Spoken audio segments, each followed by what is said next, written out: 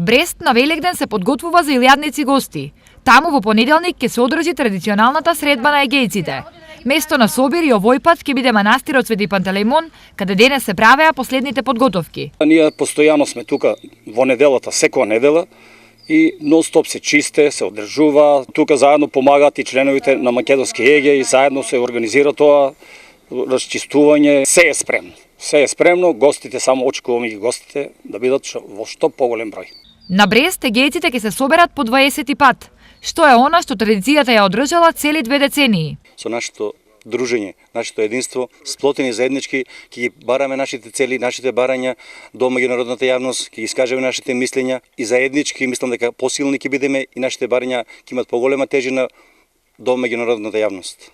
Како и секоја година, и оваа на средбата се поканети. Како функционери од Републиката, така и функционери на локално ниво, па како и наши представници од диаспората, од соседните земји, ќе го спомнам господинот Едмон Темелко, кој што е едини градоначалник македонец во Република Албанија.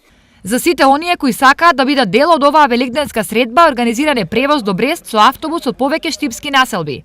Сите автобуси тргнуваат во 9 часот од новата пошта. Секоја година овде се собираат 3000 до 4000 гости. Нив ги има од сите страни на Македонија, но и надвор од неа. Местото на живење и навиките им се различни, но единствена им е желбата барем за Великден да бидат сплотени и единствени. Еден ден предходно во недела вратите за верниците ќе ги отвори и манастирот Воскресение Христово кај Штип. Годинава на прв ден Великден ќе бидат осветени и поставени звоната на куполите.